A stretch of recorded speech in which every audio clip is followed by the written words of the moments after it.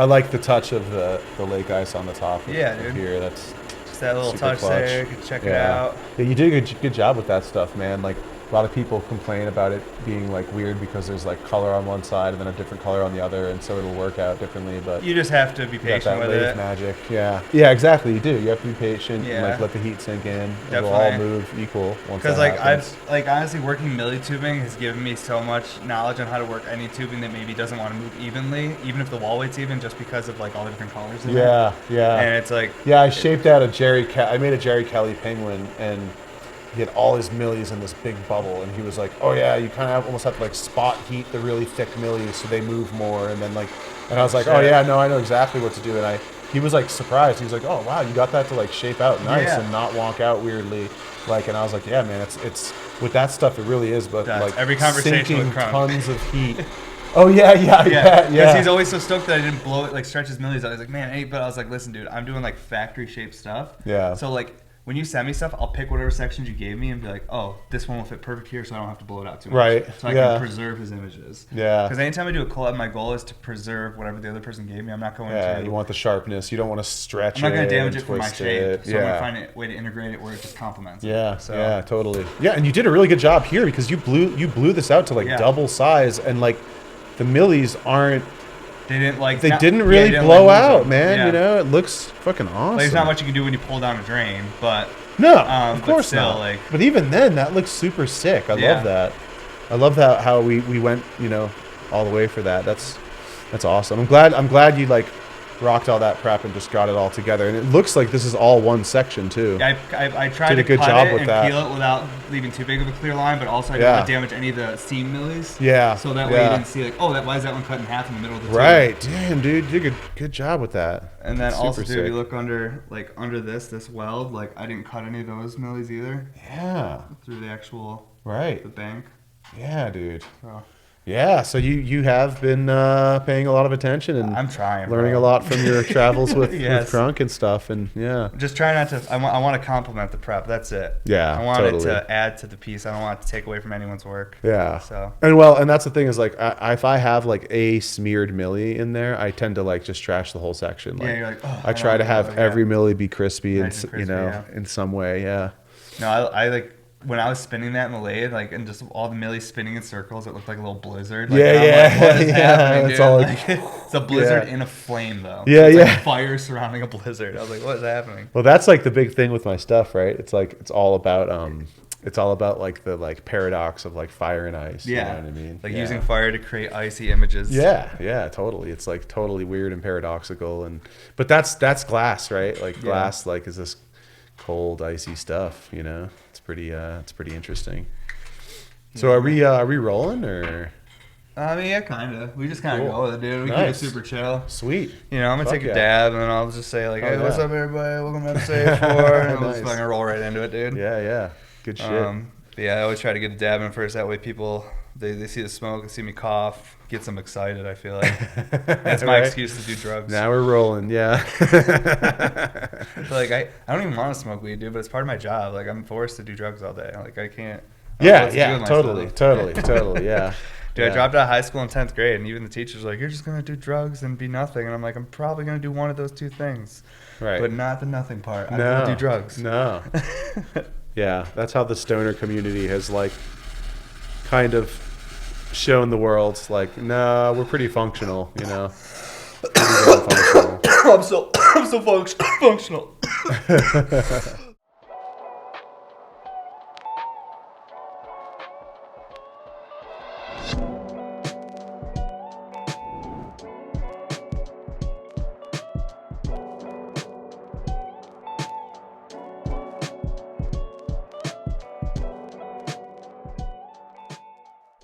Whoa. Is this 85? Yeah. What's up, everybody? Welcome to episode 85 of the podcast. Appreciate you folks coming to hang out with us today. Very special episode. We have my friend Christian Chaka Glass here today. What's up? We're going to hang out, talk about probably about everything. We might talk about glass. Yeah, we might. But everything else. Yeah. Real quick, don't forget to sign up for our newsletter on bmsglass.com. That way you stay up to date with all of our drops, everything we got going on. Sign up for the Patreon if you want to be part of that group as well. And we do Twitch every night for about an hour. So if you want to join any of those groups, come hang out. Link in the bio. All right, sick. Well, that fucking fatso from Green Dot maybe wasn't the right choice straight up. I should have done something a little fruitier because I'm feeling a little dizzy. Woo! Fuck, dude. But yeah, man, I'm so stoked on how these pieces came out. Yeah. Like I when you were explaining like the tech over the text messages where you're like, oh, I want to do the cave ice tech to this with the ghost, and like I went and looked at your page and I was like, how are we gonna do that with the RBRs? And I was just like so stoked how it turned out. Just because like when you're doing like components like with the recyclers and these added welds, I didn't know if it would like take away from your sculptural work and stuff like that. So. Yeah, I mean, you did such a clean job with it. It all worked out really nicely, and I definitely kind of had a vision in my head of, your format with my sculpting on it, and it just came out so clean, man. Like, the texture. This one thing about these pieces, I wish people could like feel them in person, because that texture is like, I don't know, it's almost like us humans, like we love our senses and being able to feel the way different textures and stuff feel, and these pieces kind of hit that note for me. Yeah, I'm like, this it's a little different. Something more, right? Like we're so used to like looking into the glass and seeing something in there, and blind people can't appreciate that, right? So like these are pipes for the blind. It's just like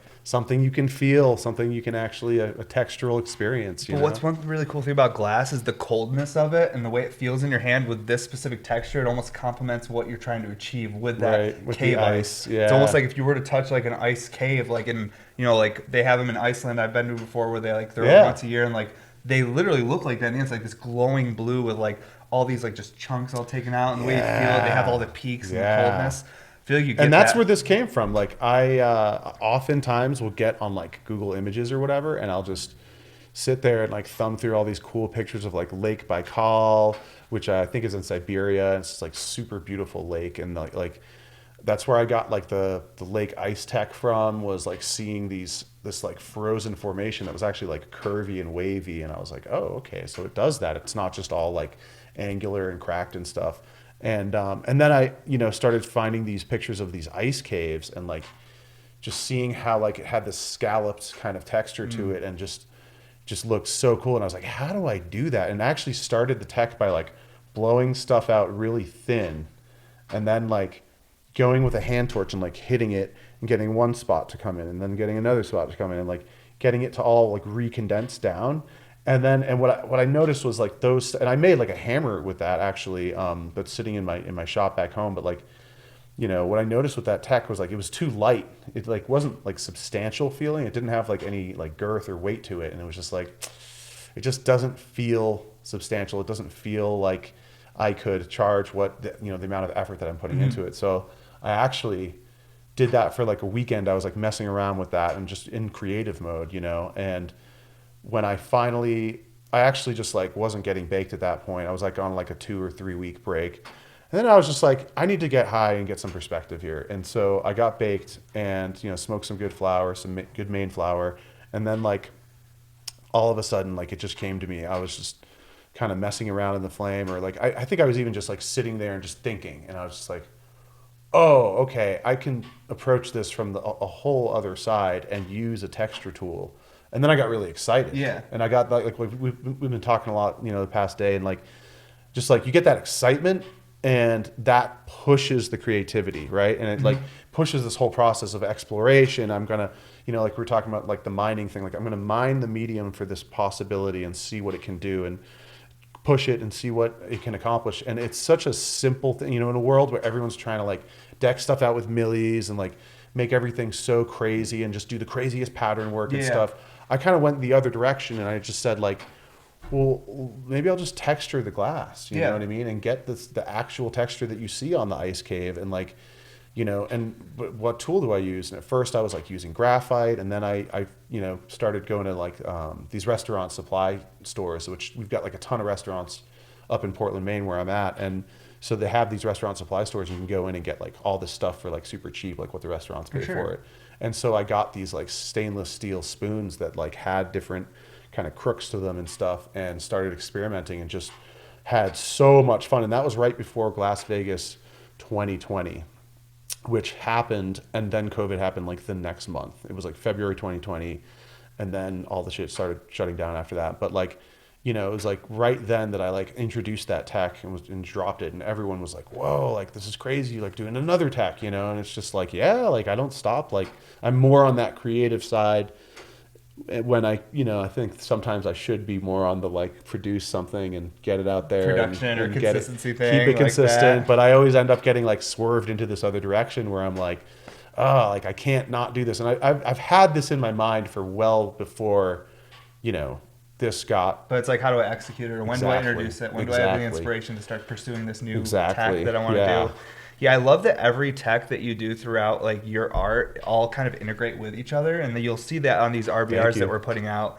Is that like we're combining all the like different techs? Like this one is all cave ice, but this one's like lake ice with the cave ice. This one is lake ice with blizzard tech. Right. Like, and they all have the blizzard cab, which I think really gives it that signature look so that it's unmistakably my stuff. Yes, you know what absolutely. I mean? That's why yesterday when we were working on it, he's like, we're going to do some cabs on those, bro. Because I wanted to make sure we had that signature style so that we could be like, hey, look at this. Like you're getting not only the cave ice, but you're getting some of these incredibly beautiful, precise millies that, you know, is your work that people see and go, oh, chocolate. Okay, sick. Yeah. Going back to you saying like going to the restaurant supplies and like finding spoons or finding that inspiration to go look for the right tool. Yeah. I think that's one of the coolest parts about our craft, and probably a lot of other people that work with their hands or make stuff. Yeah. Is that the tools that maybe suppliers sell aren't always the tool that you're going to find for the job. Exactly. You find these like really unique hacks where you're like, oh, this fucking weird spoon or this fork is how I do this. Or, and I think that's one of the coolest things about this art form and many others is that the creators, their secrets aren't always in a technique as it is sometimes in that weird tool they found or that weird thing they found in the antique store that does the job. Yeah, well, and you know, I've actually been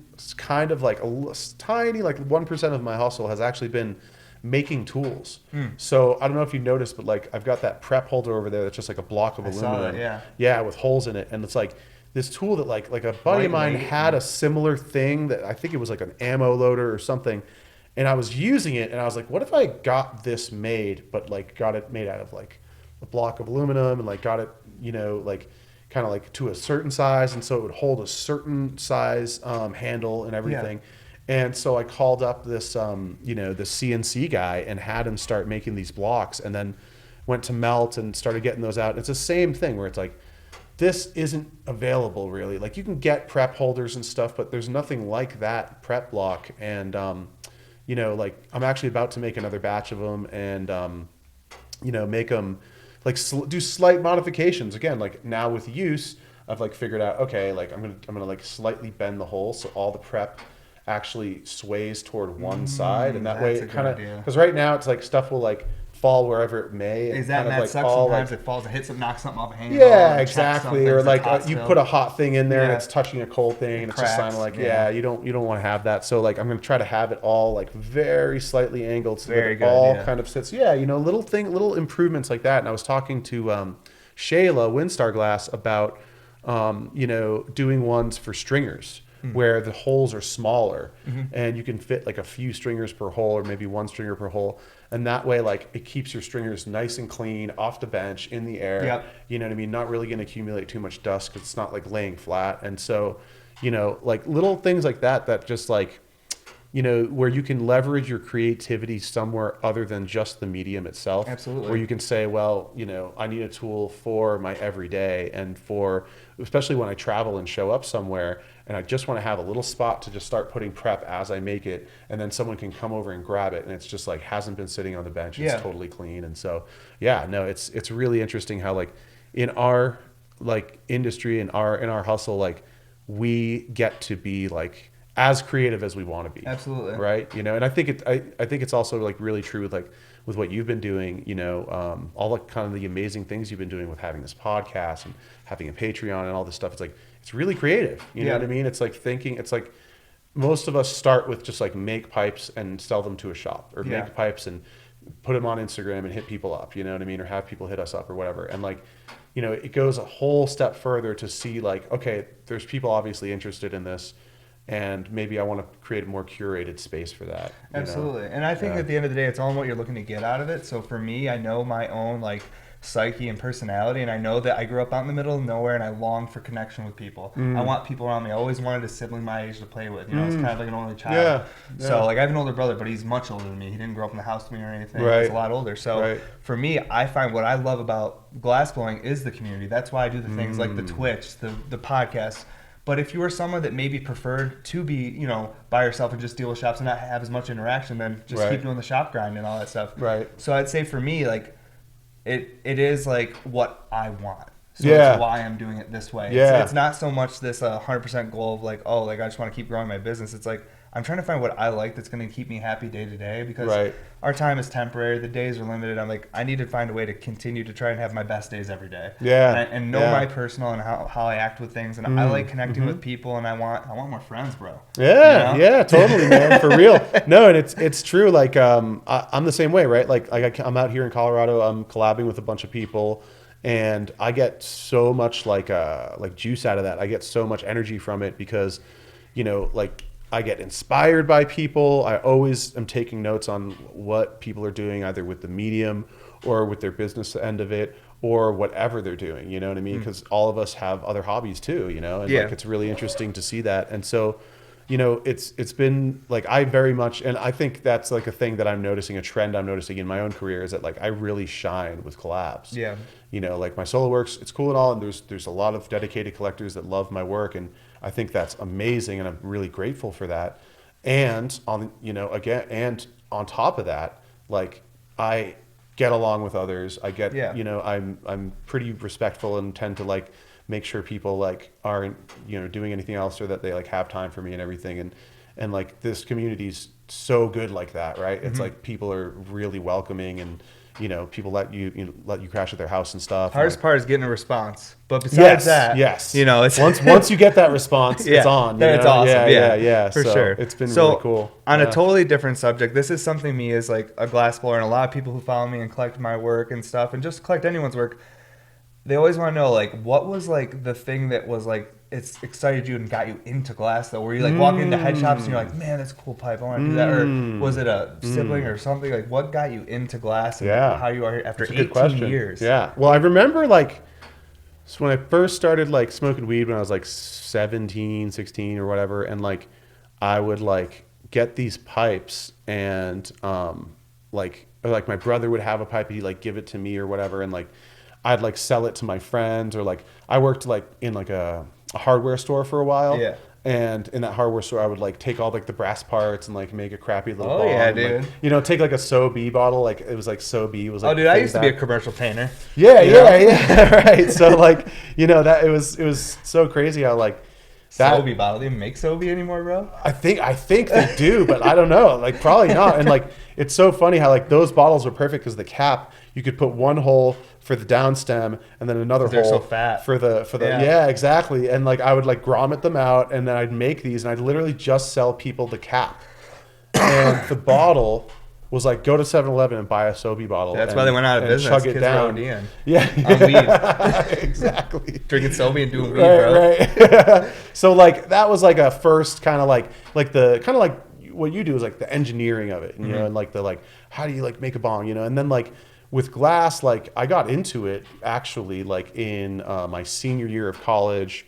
I was finishing up my psych degree, and I was doing a bio minor, and I was actually really ahead on everything. So I had all this time, and I didn't really want to like, you know, I was working in a lab, and that was cool. But then I was just like, man, research is like brutal. Like it's like you have to be like so meticulous and so crazy to do research, like to do it properly and get published and all that stuff. And that's the kind of lab I was working in. I was working in somebody who was published, and they had a lab and had all this funding, and we were doing research on spiders actually, and it was really cool.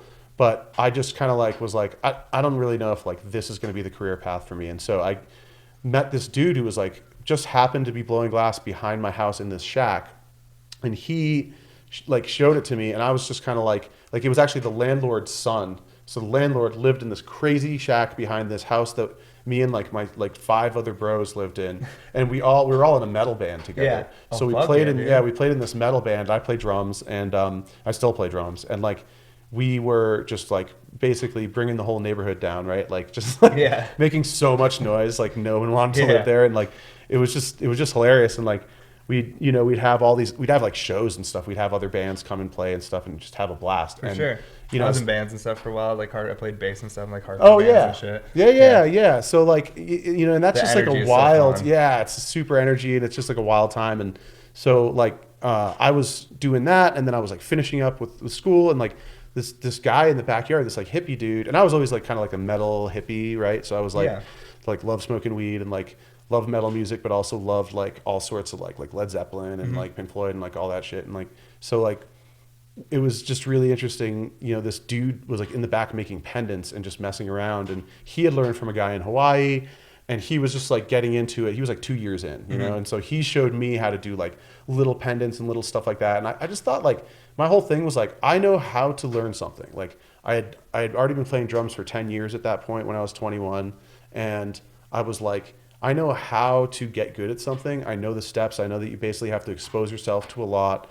That's the first move. You have to like practice, and you have to keep practicing. And it's just kind of like, I knew that if I did that, I would get proficiency. Exactly. You had the infrastructure in your mind of like how to do something, a task, and you're good at it. Yeah, like, exactly. That one looks pretty fucking cool. Yeah. And so that was the challenge at first. Like that was like the emotional like excitement of it was like, oh, if I can get this down and like learn this, there's some cool stuff I can make with this. And like, you get really inspired, especially when it wasn't even a money thing. You're like, things I could make.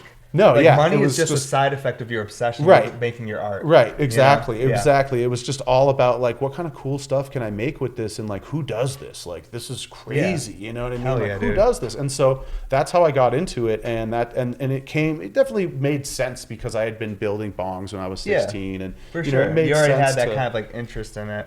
Now, one question I've been trying to ask other glassblowers because it's kind of insightful for me because I feel like it's a lot of things like collectors and people maybe don't get to hear so often. Like, what's one thing that you would say is the most challenging part about either running your business or being a glassblower that maybe collectors don't understand or appreciate how challenging it is for you to do? Whether it be social media to keep it up, right? Like, I think that's the most challenging thing because keeping it up isn't just necessarily making the same work every day. It's actually like, for me at least, keeping it up is like giving people different things to look at and be interested, keeping up with some trends. Obviously, like, it's like a give and take, right? Like sometimes trying to balance like 4 or 5 different plates though. And like keeping up. And with trends especially, it's like, do I care about this trend? Is this me? Or is this something that just like is hot right now that like I don't really care for, and so why mess with it? And I learned that from like people like Sherb who like would just like, I'd be like, oh, like you should rock the pencils out this way, and he'd be like, I'm just gonna like do it my way, and I'd be like, okay, cool, like I think you're gonna find that like the way I'm telling you is better, and then he just did his thing and like crushed it, and I kind of like took notes, and I was like, oh yeah, you know what, like you could just do it your way. Different paths you don't have to. You don't have to follow this. Like, and I was very much in like a craft. Like I did craft shows for years once I got into glass, and that was a crazy hustle. And what I really appreciate about the hustle now is the fact that like collectors get it. Collectors see the techniques and they're like, they understand what you're actually doing because they go to people's shops and they watch people blow glass and shit and like, so. But I will say that like keeping kind of in pace with how the industry is moving. It's a really fast moving industry, right? So it's like, that's like a big part of it is like keeping up to pace with trends, keeping up to pace with just like your own business and like where you want to go and like making conscious decisions about that. Absolutely. Versus just like, you find yourself 5 years later and you're like making the same thing or whatever. And it's kind of like, okay, well, how am I doing something that's interesting? Cause like, it's not, and for me, it's much more about like, kind of impressing my peers and like having my peers just be like, oh, that's cool, interesting, like good approach, and I think that will filter down to the collectors appreciating it as well. It does. But and so I'm very much on the like another struggle with it is like just staying engaged with the medium itself, but I think that is less of a struggle than just being consistent with how fast everything's moving. Like constantly getting orders, constantly posting. Yeah, constantly posting, not falling off IG, like making sure you've got, and like giving people something interesting to look at that isn't necessarily, You don't want to just generically post every day. It has to be like, right. You want to post something where it's like every day it's like a new, like, whoa, that's interesting. And you want to share your own excitement. So that's like a big thing for me is like when I post, it tends to be because I'm excited about what I'm posting. Not that I just feel like I have to post this thing. Yeah. It's just like, oh no, yeah, I love this collab I made. I love, this project I did. I love this solo piece I made. And like, that's exciting to me. And here's where you can find it. And, it's like, that's been really interesting. And I think also like I think, something that collectors don't always see is just like, the day-to-day of it, right? Mm-hmm. And that's kind of what we've been saying this whole time is like the day-to-day hustle of like making sure that like you personally are taken care of, right? And that your mental health is taken care of. And like that's like a big thing for me. It's I'm different from a lot of people because like I do these big tolerance breaks where I like will not smoke anything for like weeks, even months at a time.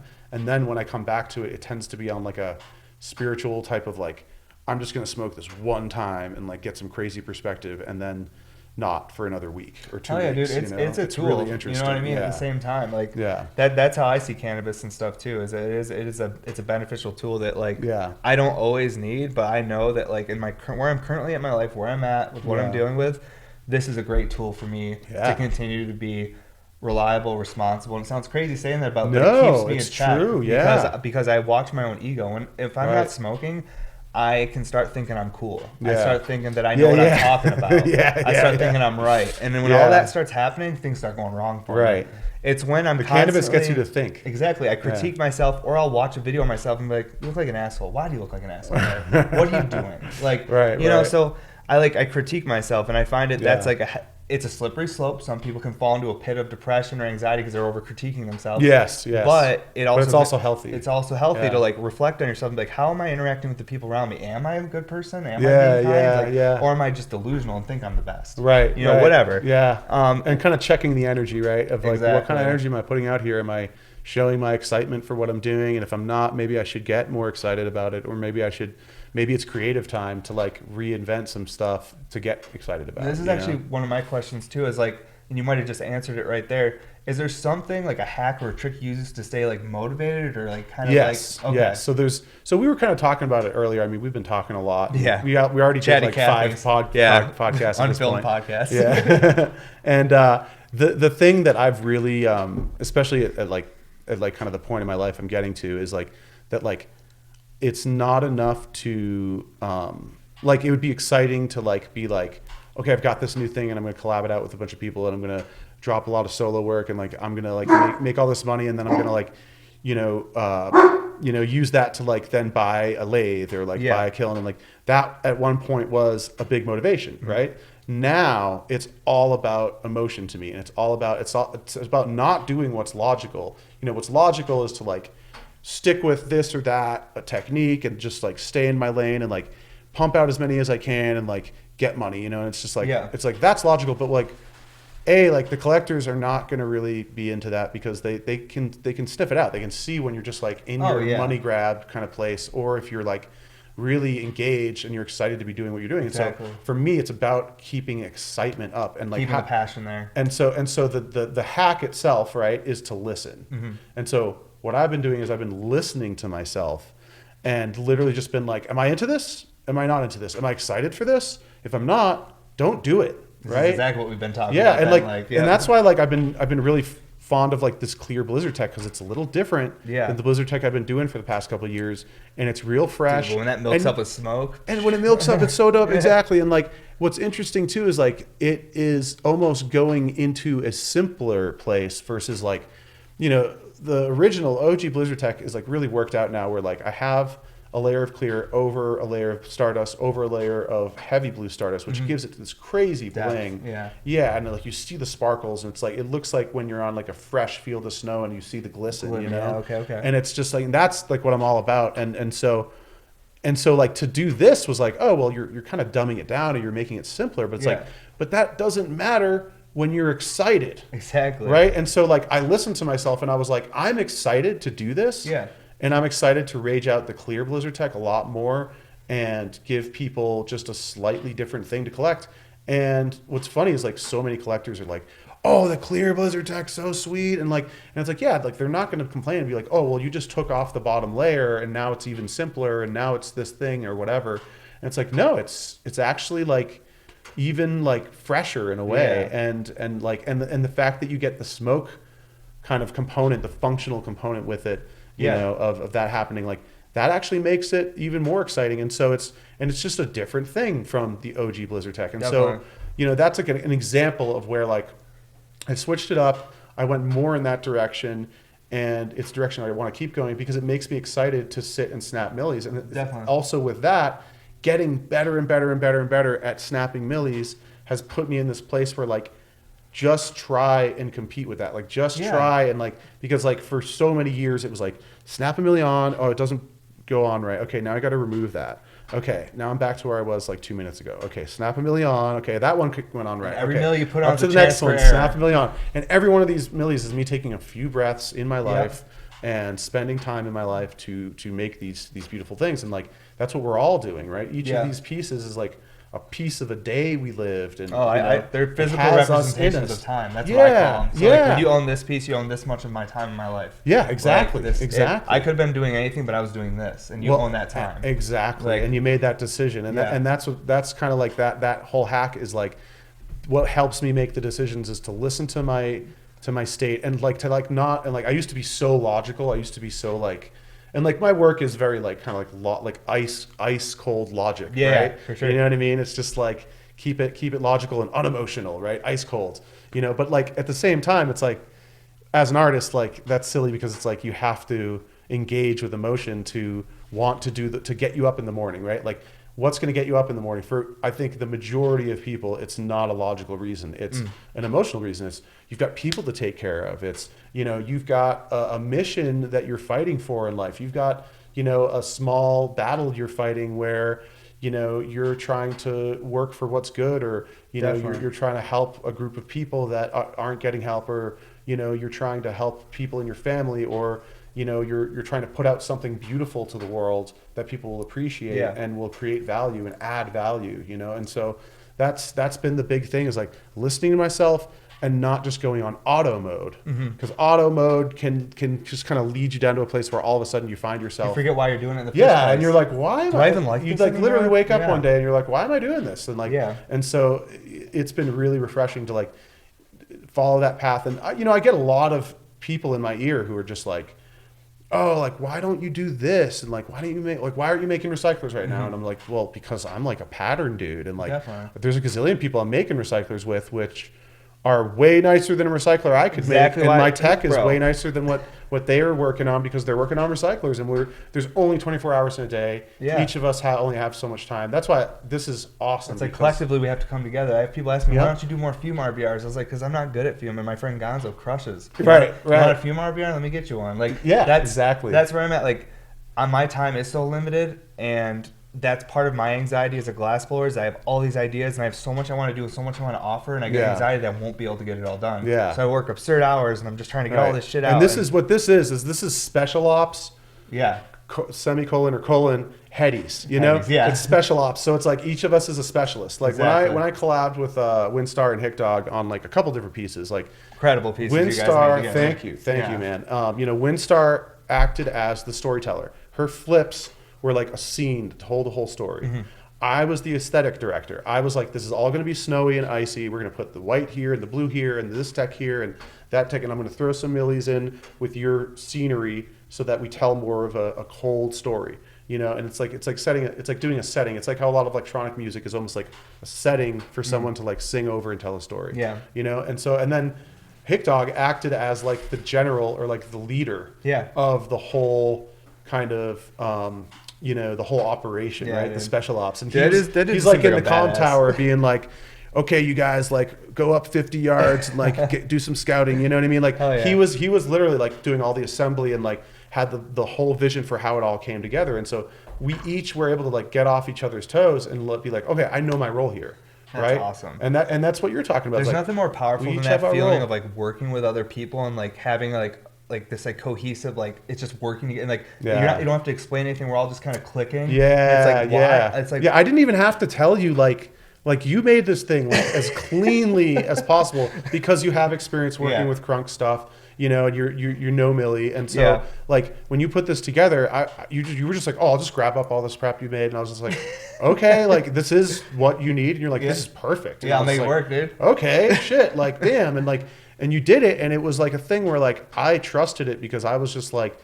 Yeah, like this guy knows how to put a piece together. You know? Because I grabbed like all the finished Millie sections. I was like, I'll just stick them all together. Yeah, no, it came okay. out great. Yeah, and it kind of worked out perfectly. We didn't even have to like, and I kind of knew to show up with something that could be a good mouthpiece, something that could be a good drain, something that could work for a can size, and then and so like you know we're all in this kind of format of knowing how pipes get made and the proportions pipes get made too generally, and like. It's so like it's special ops shit, man. And I don't know if it seems like much to you because like you do a lot of collabs. I don't do a ton of them, especially not in person. Yeah. But for me, this has been the like chillest. Like usually I have this. I'm much more intense usually when I work with people. Yeah. Like I'm very like I would probably have gotten even more done yesterday. Like, but it was just so nice and chill. Yeah, like, I was still productive, but I was like enjoying myself too. I didn't feel so much pressure.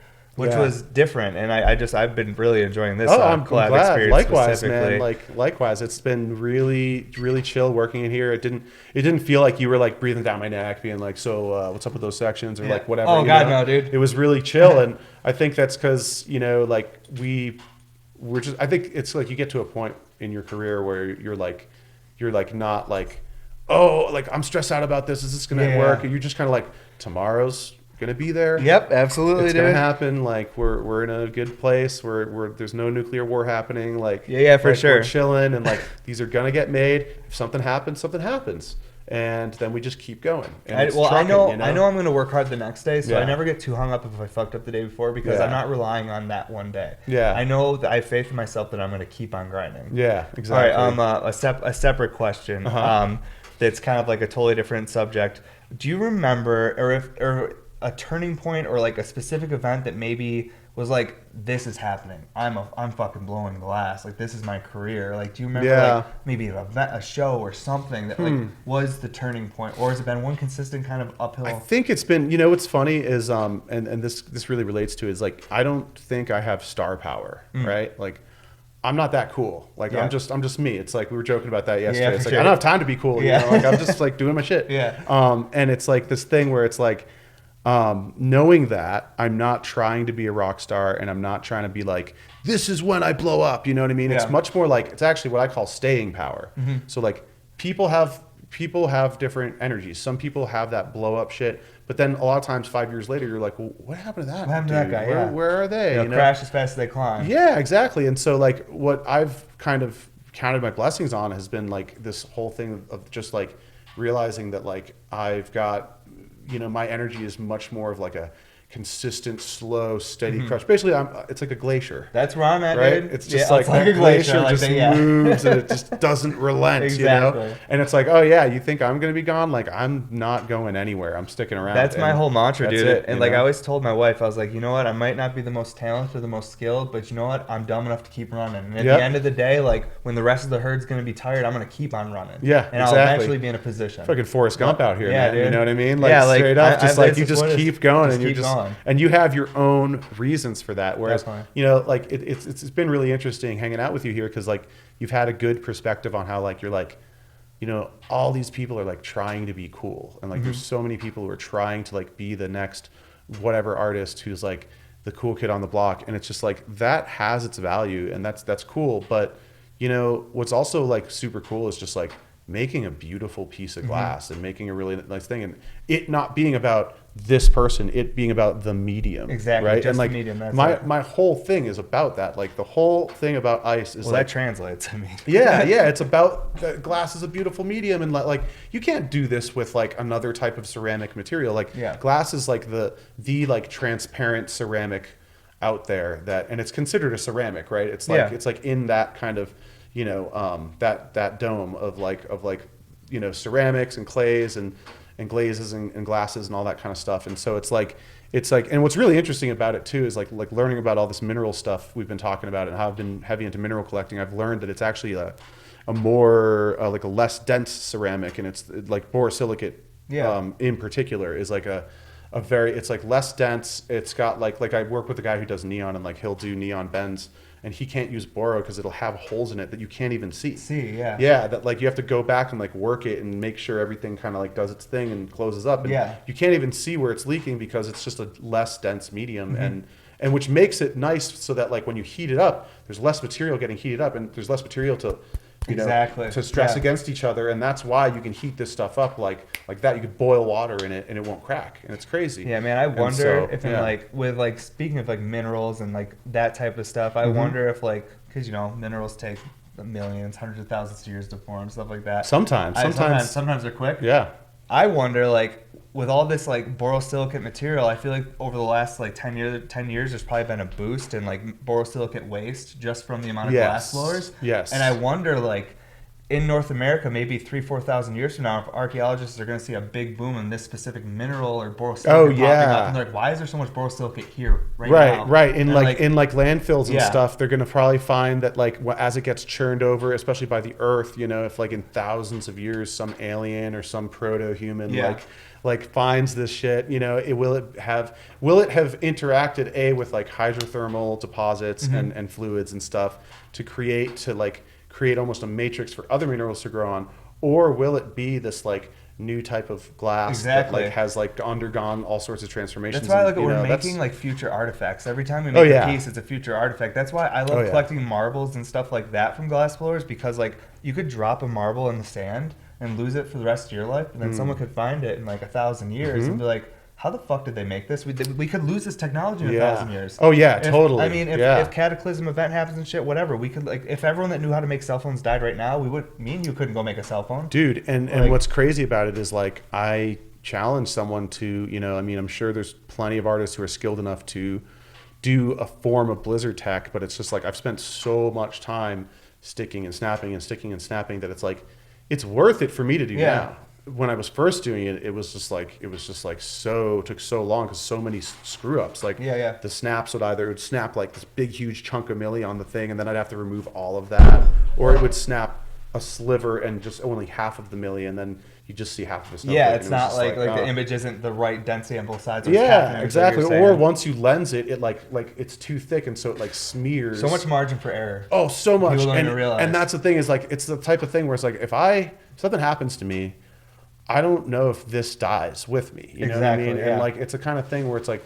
and that's true of like so many people in the industry, where it's like, you're doing something that, and like, for instance, like, if something happened to you, like, there's people who can make an RBR, but at the same time, what they're doing is they're taking the thing that you invented. Well, they're interpreting how they think it might hit. They don't own one either. Right. So that's the thing too. Yeah. And it's interesting. Onto my nerd shit here real quick, because I gotta do one thing real quick. So talking about mines, do you know anything about the mines that are like around the Great Lakes, the old copper mines that are about 5,000 years old? Oh yeah, there's the Keweenaw mines, I think. Keweenaw, and then it's like they're like the largest. There's like a bunch of them. They're the biggest copper deposits in North America, I think. And so Michigan copper is like a really highly collected thing in the mineral kind of collecting hobby, and it's really interesting. I've gotten a couple of little samples in my collection, but I'm not too hot on it. I like the history of it though, because the history is so cool. Mysterious stuff about it. So I was actually in that book I was telling you about earlier, Gem and Crystal Treasures, where they go through 100 different mines, and they talk about all the material that comes out in the history. They were talking about these Michigan copper mines, or these how big they are, Great Lake copper mines, and how millions deep they of go. Tons were taken out of there. Yes, and how they found old tools, like rocks just like stuck to a stick, like old artifacts. 5,000 years old. Right, who mined here, right, mined at these Great Lake mines thousands of years ago, and they don't know anything about these people. They don't know of it, but it's very mysterious. Have you heard this theory though about the Bronze Age? No. This is super interesting. Okay, so there is stories and little bits of history of possibly, because they don't know where all the bronze came from, over for the Sumerians, for the like all these like different cultures over in like the Middle East, and the cradle of what do they call that area? I don't know. Fertile, whatever. I can't remember what it's called right now. But they were this whole like theory of, they believe that possibly the copper that fueled the Bronze Age came from these mines, and that's why there was so much. Oh yeah. And there's a lost part of history where the seafaring people, which the Phoenicians it might have been them, but someone may have come over here because Native Americans in those areas have stories of these people coming here and taking like these strange looking people, and like some people believe it was Vikings, some people it was this, but we're talking 5,000 plus years ago. Some of these stories are super old. Wow. So this could have been like ancient cultures coming from, like from Europe or the Middle East, come here harvesting these copper. But how would they have known all that copper was there? Yeah. You know what I mean? So that's interesting. That ties into this whole thing about the whole world used to actually be a lot more like, cultures were a lot more connected. They knew about each other. They weren't so disconnected as we thought. That's why you see the pyramids that are similar around the world, similar architecture around the world. Yes. Like people were more connected. We just assumed they weren't. We belittle them. Well, and I think what you're talking about is how we like know enough to know that we don't know anything. Exactly. So like we know about like we have all these bits and pieces of history, and then what happens is like, you then uncover another thing, and then that changes the story, and then you uncover another thing, and like they just discovered something very recently that showed that there were there were people who lived in North America like well before what we first thought, and so it's like all this we have to go on. Camels, wolves, and horses come from here. They migrated over to the other side of the world. Camels are from America, and oftentimes through human means, and it's really interesting. And we brought horses back here. And it's so crazy how like like the more these stories develop, we're getting a higher and higher resolution picture, but that picture is still only, it's always going to be warped. It's like still such a low resolution picture of what actually happened, and so it's really interesting, and what's really cool is the history of mining tells us a lot about human technology, because it's what all of our technology is based on. They can also test things. That's back to that theory. That was one thing I forgot to say. They've tested Bronze Age stuff from that age, and they're finding markers going, this is from Michigan area. Like the copper in this mix. The composition. The composition. So they're starting to find, it tells you the that it's distinctly from Michigan. They're like, we can tell where this copper came from. So why are we finding copper over on the other side of the planet from the Bronze Age? And because they didn't know what... That's wild. Because they used so much copper during the Bronze Age, and they're like, where the fuck are these copper mines over here? There's no copper over here. Right. Like, where's all the copper coming from to fuel this whole fucking Bronze Age? Right, exactly. So it had to come from somewhere. Right. And so they believe that somehow... And there's evidence that those mines were mined way back. 5,500 years ago. We're talking Sumerian times, these were mined. Like Bronze Age specifically. And the equipment they find on there, the type of things and tools they find is that age. Right. So it's just...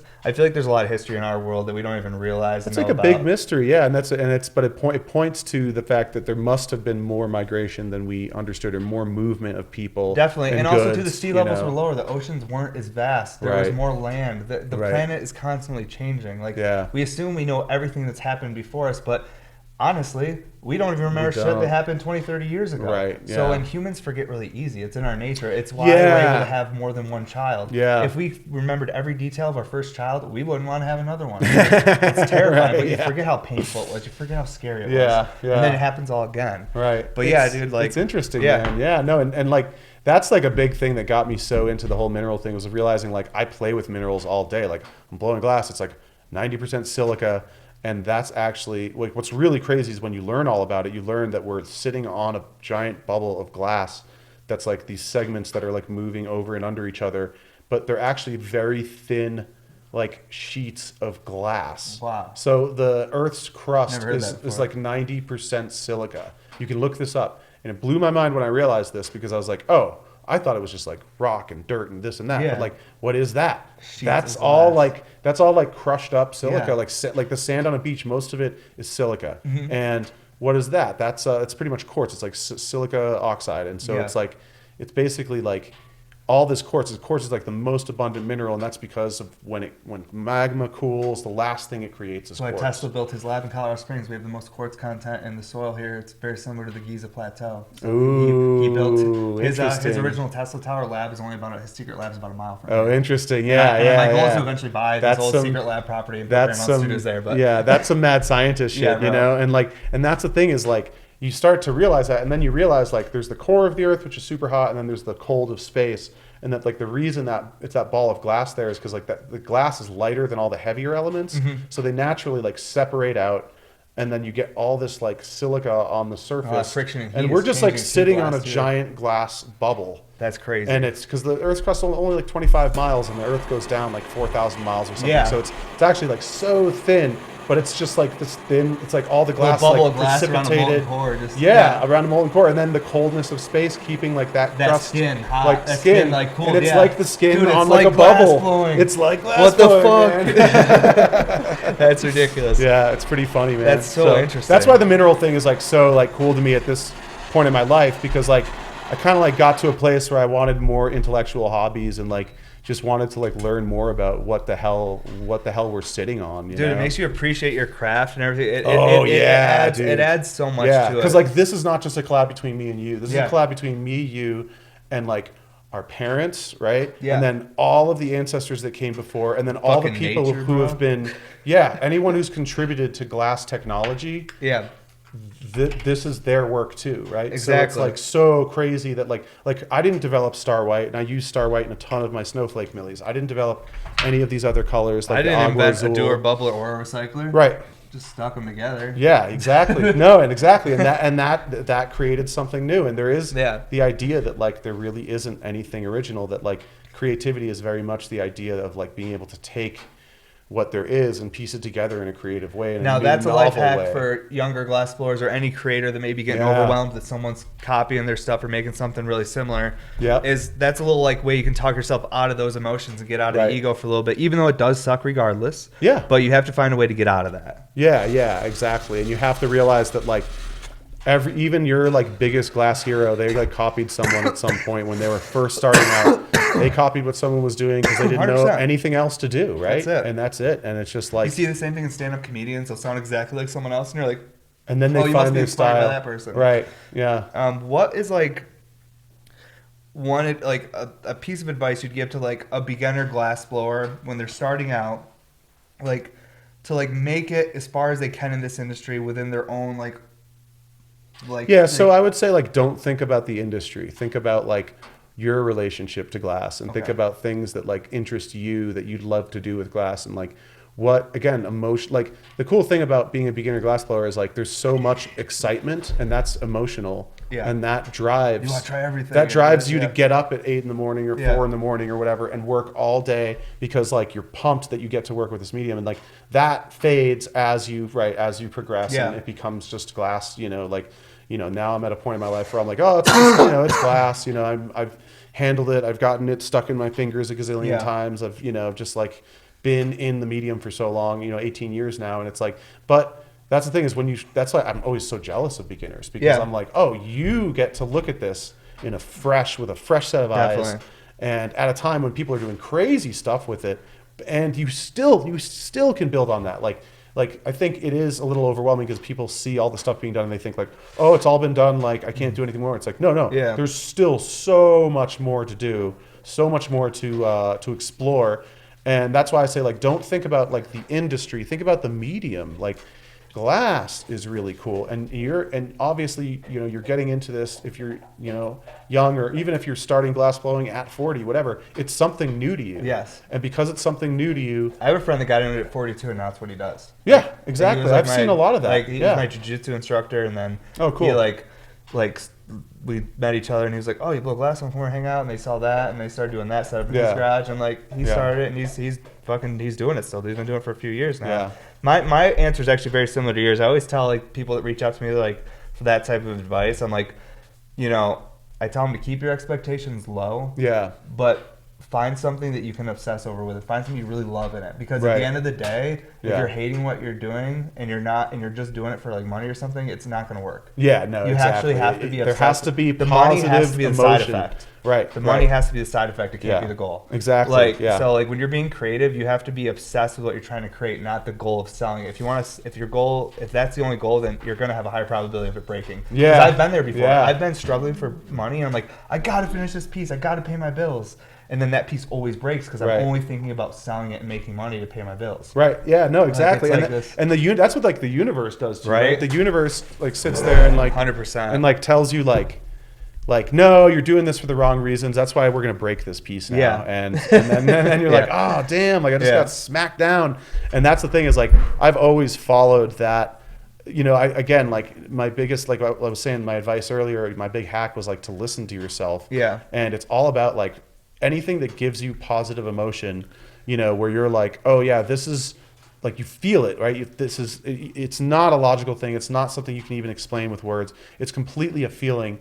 And it's like, that's like, I think so many people don't understand. We all have a superpower as humans, which is that we have emotion, right? And like, look, like, you've got robots that can do like, that are going to be able to do surgery in a few years, like, like completely autonomously. And like, you've got, you know, you're going to have robots that can make an RBR or like do Blizzard tech in a few years. And like, so what is the left for us to do? Well, we have emotion. Exactly. And emotion like can breed creativity, and it can do all these great things. It can also do plenty of bad things. So you have to keep it in check. But I think listening to positive emotion, when you feel good about doing something and you're like, oh, I love this technique, or like, oh, I'm doing like tiny little sculptures out of glass, and like that's like making me feel like I'm expressing myself and I'm sharing my vibe with the world, then keep doing that. And if you want to put together a crazy huge bong and like you're all about the engineering and the function of it and that kind of stuff, do that. And if you want to make cool images because you're really into like anime and manga or whatever and like all this shit, and you like want to like do those characters and like pay homage to that,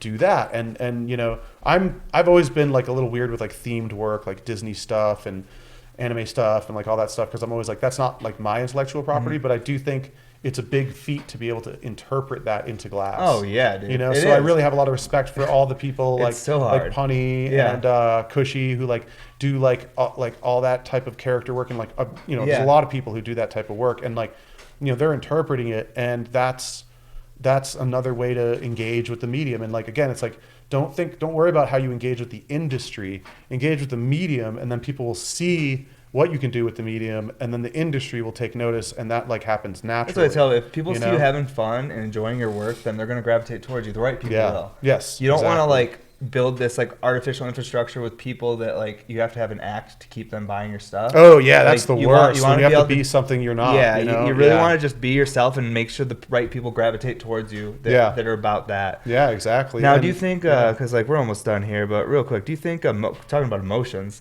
do you think that's something that only mortal beings would have, or do you think immortals would have emotions too? Because I think emotions would be irrational for an immortal to have, because I think emotions are like only for mortal beings. That's a really interesting question. I think I feel like it's a very like hypothetical evolutionary. Why would they need kind emotions of thing if they were immortal?